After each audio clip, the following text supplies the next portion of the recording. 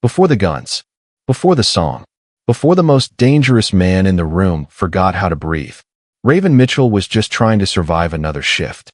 Seoul was never the plan. Chicago was. Dim lights, low ceilings, a voice that used to make entire rooms go quiet.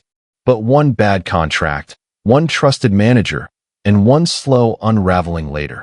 She traded a microphone for a silver tray and told herself it was fine. It wasn't fine. Tonight was just another elite gala.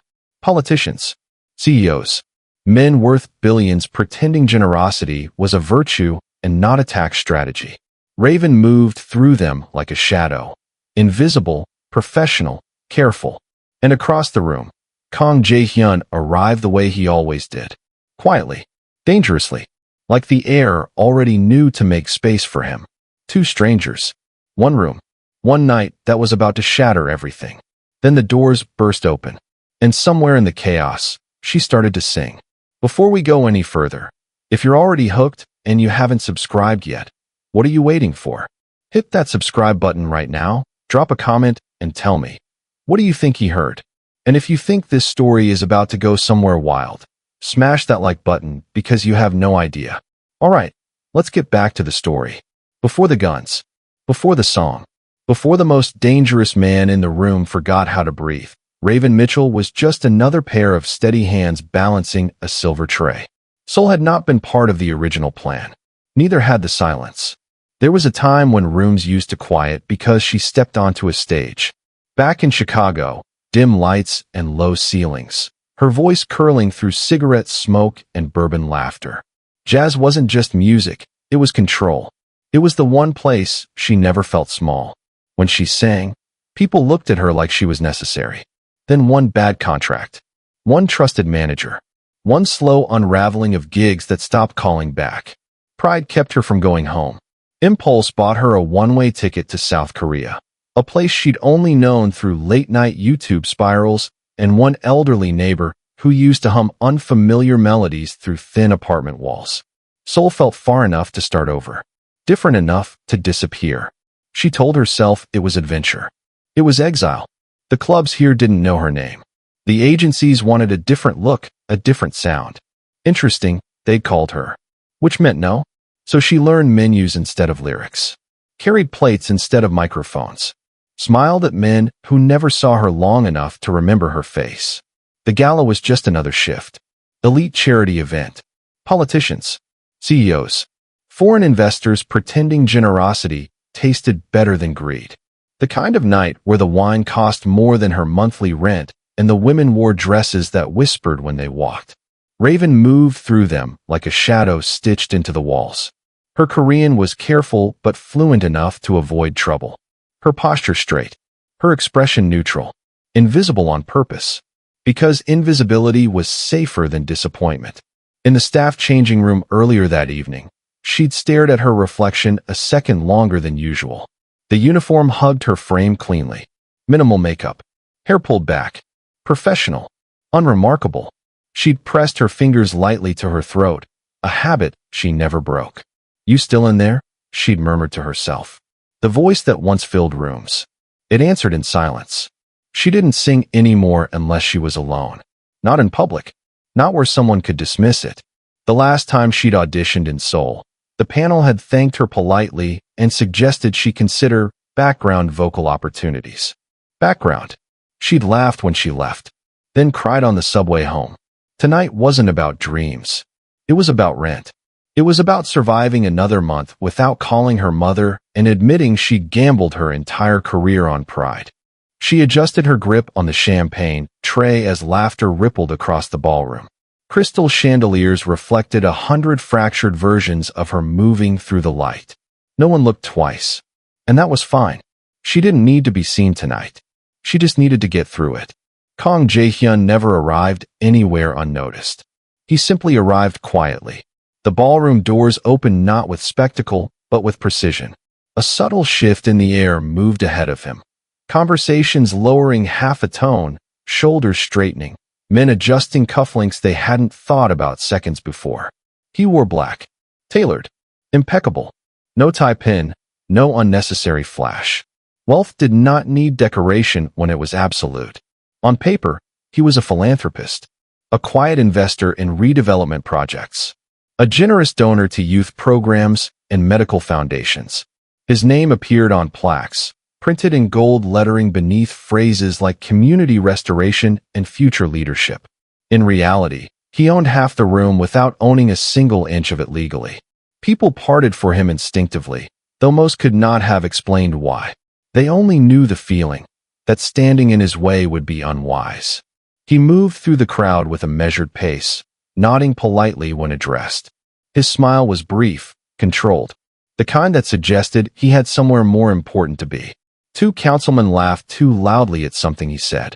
An executive bowed slightly deeper than necessary. A socialite touched his arm and withdrew her hand almost immediately, as if she'd brushed against something colder than expected. He noticed everything. The security placements, the exits, the men pretending not to watch him from across the room, the way certain conversations paused when he drew near. Fear, when cultivated correctly, did not need to announce itself. It simply existed. Jae-hyun accepted a glass of whiskey from a passing server without looking at her face. His fingers brushed the stem, steady, deliberate. He didn't drink yet. He rarely did at events like this. Clarity was a habit. He built his empire on clarity. Years ago, he had learned what weakness cost. Learned it watching a woman he loved reduced to a memory spoken about in hushed, regretful tones. The world had not protected her, so he stopped expecting it to protect anything. Control became his religion. Emotion became a liability. Isolation became safety. There were men in the room richer than him on paper. Men louder. Men with generational power woven into their surnames.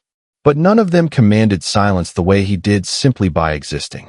Because beneath the tailored suit lived something sharpened. Something patient. His right-hand man lingered near the perimeter, eyes scanning, communicating through the smallest gestures. A network invisible to everyone else pulsed beneath the Gala's polished surface, and at the center of it stood Kang Jae-hyun. Untouchable, unreachable, alone by design. He finally lifted the glass and took a slow sip, gaze drifting over chandeliers, silk gowns, and glittering lies. This was not his world. He just owned it. The first gunshot didn't sound real. It cracked through the ballroom like a champagne cork misfired, sharp, disorienting, almost absurd against the soft swell of string music. Then the second shot came, and the music stopped. Screams followed, high, fractured, animal. The doors at the far end of the Gala burst inward as if kicked by the night itself. 5 men in black tactical gear flooded the room with terrifying coordination. Masks, gloves, weapons raised with the ease of men who had practiced this exact choreography. Security reached for their holsters. They never made it.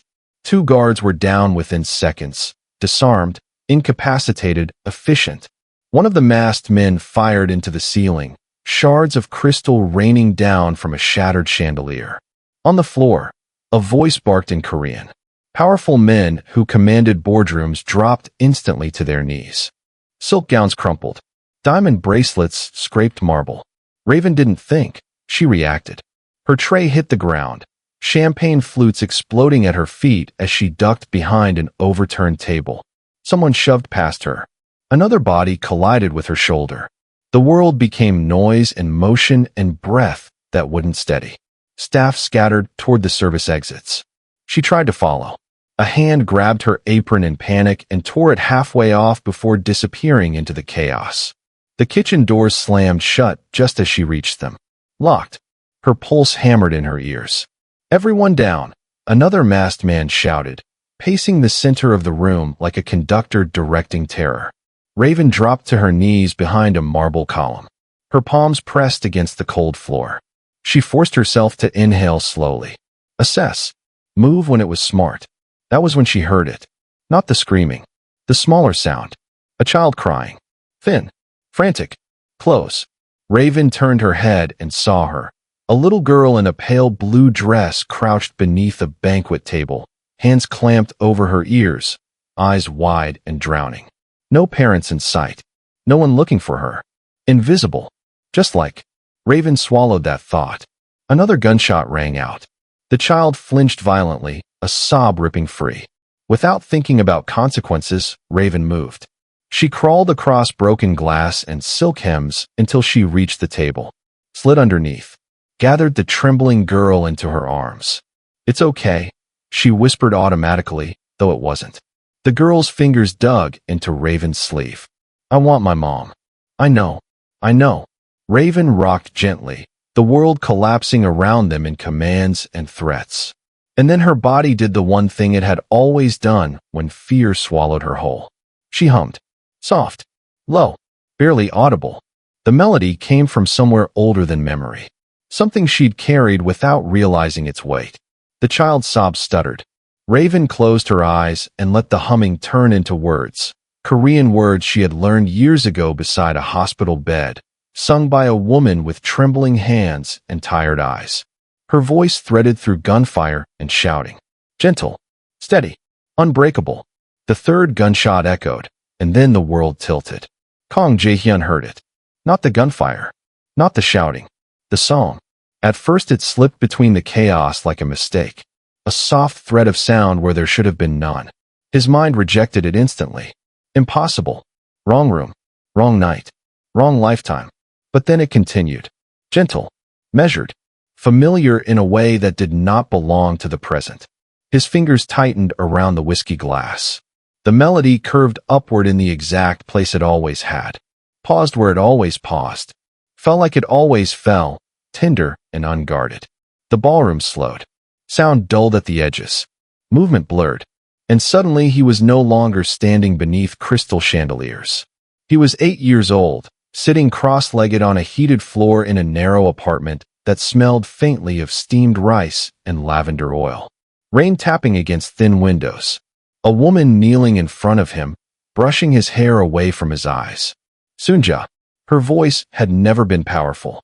It had never needed to be. It wrapped around him like something meant to keep the world out. This song, she had told him once, smiling softly, is only ours. A family lullaby, passed down from her grandmother. Never recorded. Never taught outside the bloodline. After she left, after distance became silence, after pride calcified into something neither of them could untangle, that song had become memory's weapon. He had not heard it in years. Not at her funeral. Not in the quiet house he inherited and never entered. Not anywhere. Until now. His heartbeat thudded once, heavy, disbelieving. The present snapped back in fragments. A masked man shouting. A woman sobbing. His security chief glancing toward him for instruction. But Jae-hyun wasn't looking at them. He was searching. The voice was soft but unwavering, rising from somewhere low, beneath tables, beneath fear. And it did not shake. That was what unsettled him most. It did not tremble. He set the whiskey glass down carefully on a nearby surface without breaking eye contact with the space ahead of him. One of the gunmen barked another order. Jae-hyun stepped forward anyway. His movements were deliberate, controlled, but something beneath them had shifted. This was no longer about the robbery. His men could handle that. They already were. Silent signals had been sent. Contingencies activated. But this was personal. He moved past a trembling donor, past a fallen chair, past the sharp glitter of shattered crystal. The voice grew clearer. A woman's voice. Not Korean by birth. He could hear the faint rounding of certain syllables. But the melody was flawless. Intimate. Known. He stopped beside a banquet table and crouched slowly, ignoring the gun trained loosely in his direction. And then he saw her. A waitress in black, curled protectively around a child. Eyes closed as she sang a song she had no right to know. His jaw tightened. When she opened her eyes, they met his. And the world narrowed to a single, impossible question. Where did you learn that song? He asked, his voice low and dangerous beneath the chaos. She stared at him like he had just spoken a different language entirely. Okay, pause. Because this is the part where everything changes and I need to know. Are you feeling this right now? Drop a comment. Team Raven or Team Jae-hyun? Who do you think is going to crack first? Share this video if you know someone who loves a story that hits different.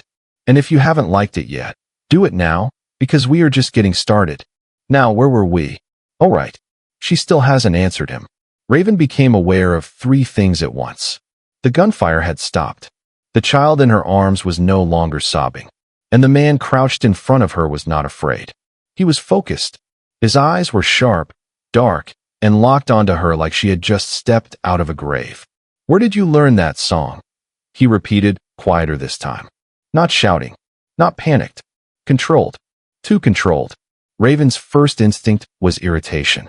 Of all the things happening, masked men, weapons, people on the floor, this stranger was interrogating her about a lullaby?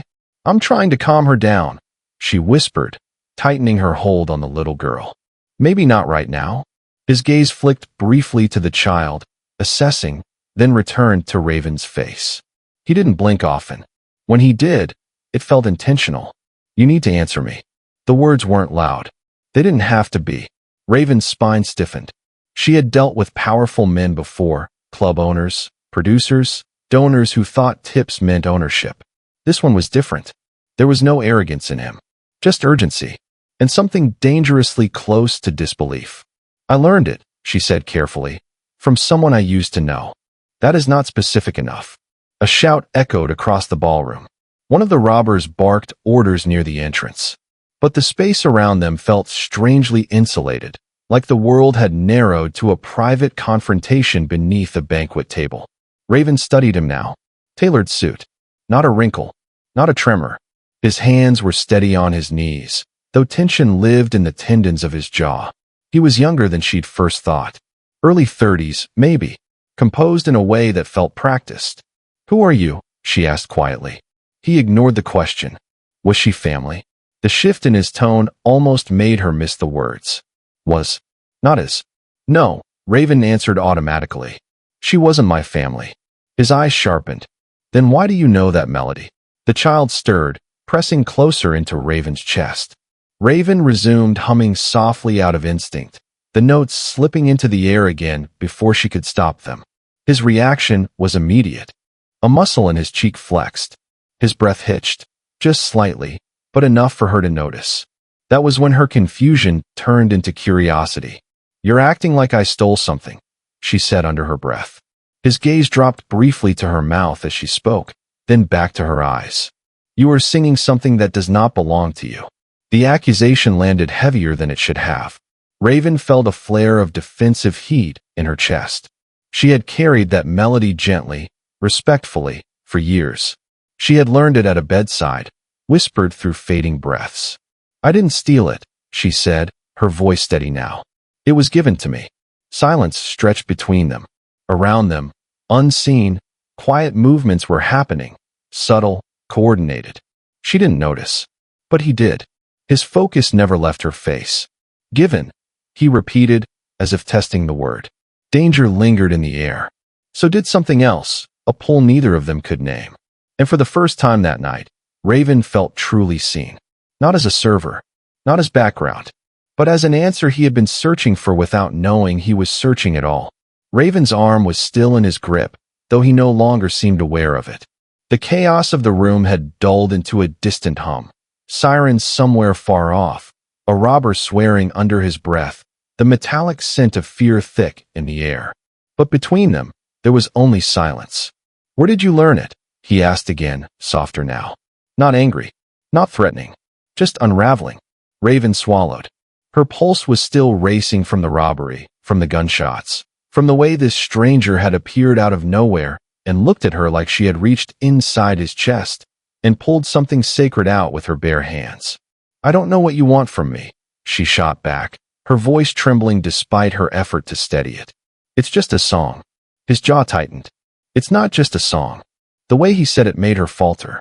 She searched his face, sharp suit, controlled posture, eyes that had not blinked enough since he'd found her. There was something breaking behind them, something he was trying desperately to keep contained. And for a split second, she felt it, that strange pull between danger and grief. "I learned it from someone," she said finally, pulling her arm free. "That's it." "Who?" The word cracked out of him before he could smooth it over. Raven's frustration flared. "An old woman, okay? I used to care for her. Private home nurse work. She didn't have anyone else." Her throat tightened unexpectedly as memories surfaced, Thin hands, papery skin, the smell of lavender lotion. She sang it every night. Same melody, same words, over and over. Jae-hyun didn't move. Raven exhaled shakily. Her name was Sunja. I learned it from an old woman I used to care for. Her name was Sunja. She sang it every evening. That's it. That's all I know. The world stopped. It didn't shatter outward. It collapsed inward, silent, devastating. Jae-hyun's expression didn't visibly change. No dramatic inhale. No stagger backward. But something behind his eyes extinguished, and something else, raw and unguarded, flickered in its place. Sunja. He hadn't heard her name spoken aloud by anyone outside family in years. Not since the hospital room. Not since the machines. Not since the last night he hadn't been there in time. Raven watched confusion replace irritation on his face. "Why are you looking at me like that?" she whispered. "I was just doing my job." She didn't have anyone. I held her hand when she stopped herself, breath hitching. He still hadn't moved. She said the name. She said Sunja. "And now I need you to tell me in the comments. Did you see that coming?" Because the look on his face right now says everything. If this story is giving you chills, share it. Let someone else feel this too. Like the video if you're already emotionally invested. Because the truth? It gets so much deeper from here. Let's keep going. Because Jae-hyun hasn't moved in 30 seconds, and Raven has no idea why.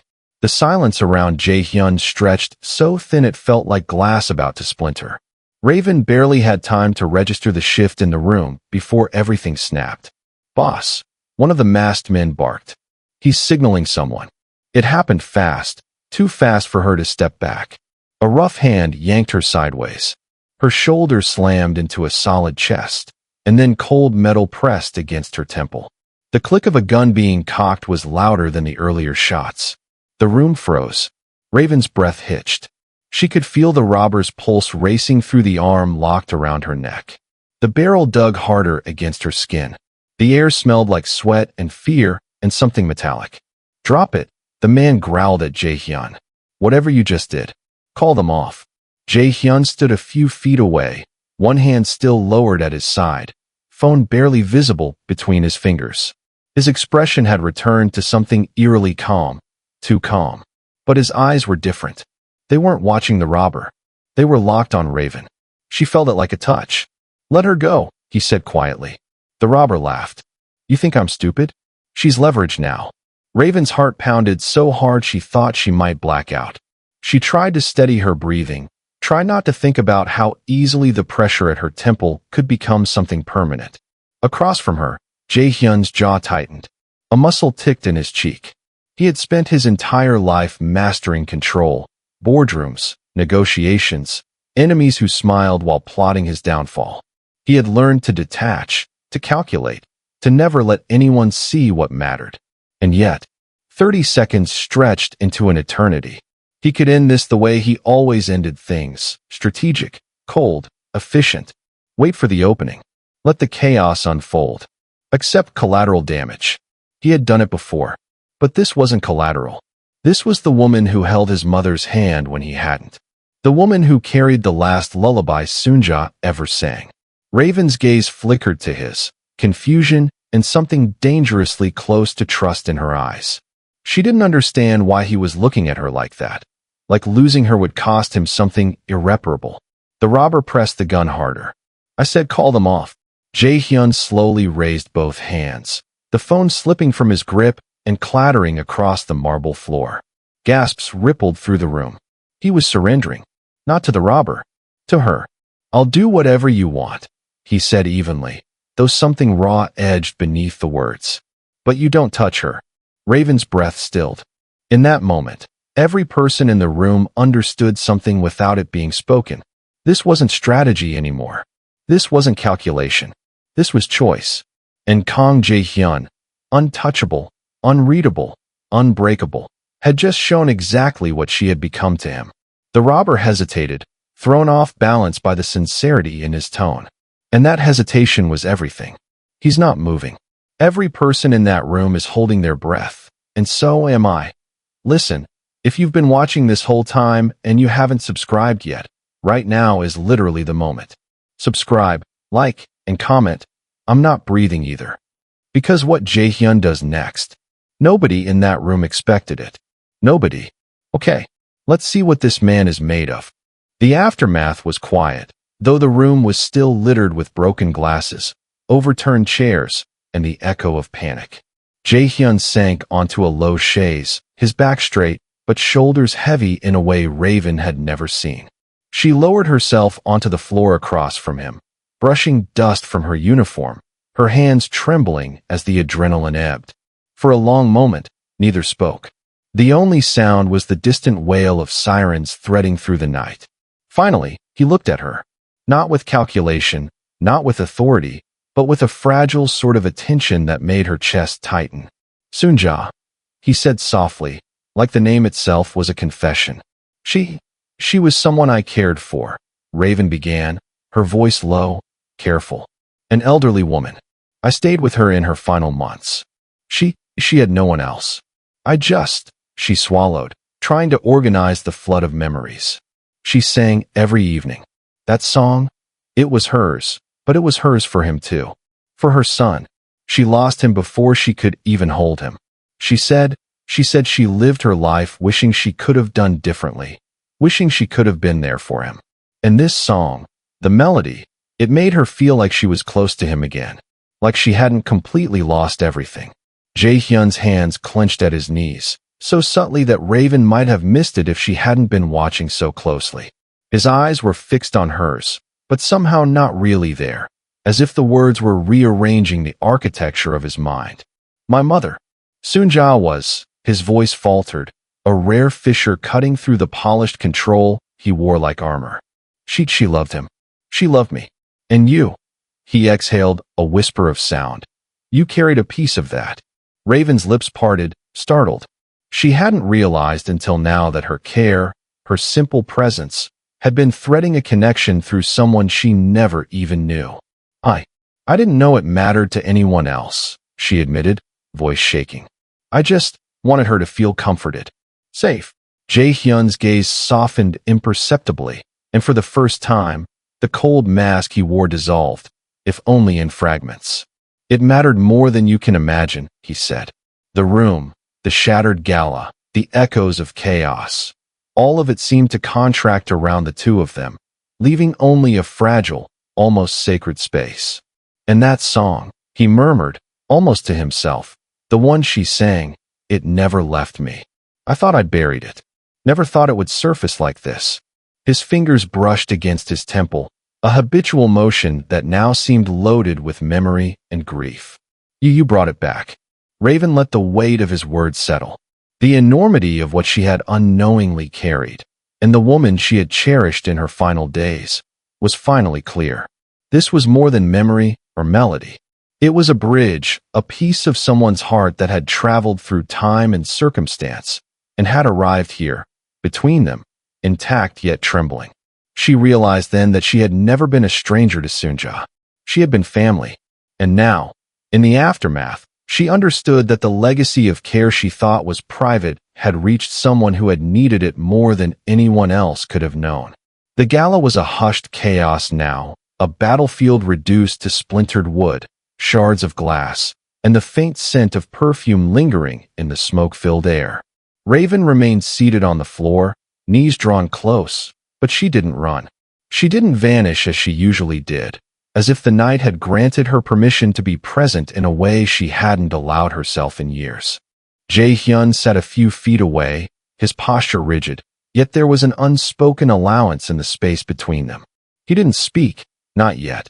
His eyes, sharp and unrelenting moments ago, softened imperceptibly, tracking her movements, reading the smallest shifts in her breath.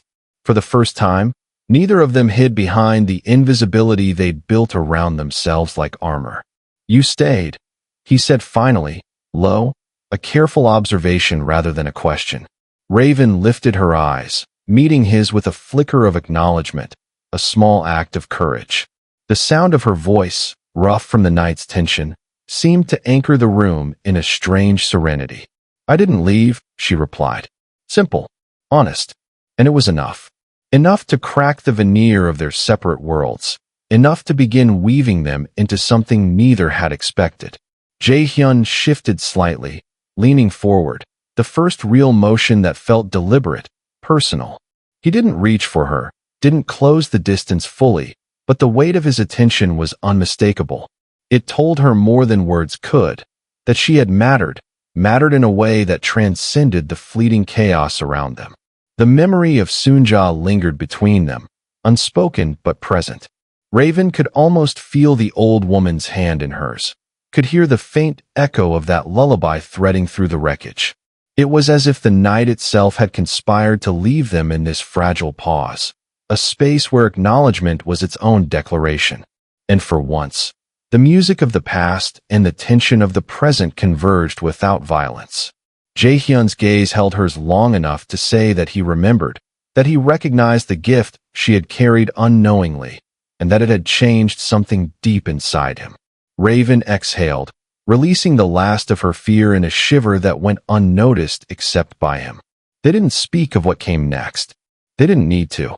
The room was quiet, but in that quiet, 1,000 possibilities hummed between them, uncharted and potent.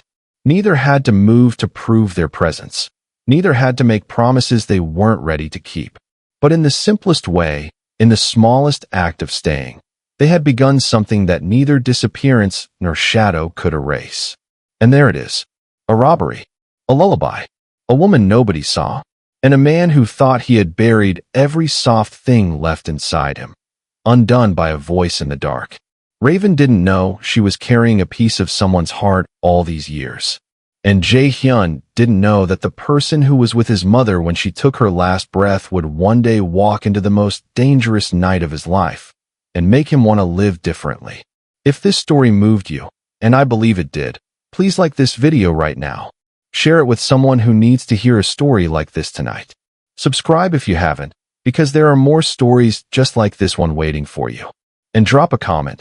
Tell me, what hit you the hardest? Was it the lullaby? The name? Or the moment he finally let her see him? I read every single one. Thank you for watching. And remember, the most powerful connections in life rarely look the way you expected them to. Some songs carry more than melody. They carry memory. They carry love. And sometimes, they carry you straight to the person you were always meant to find.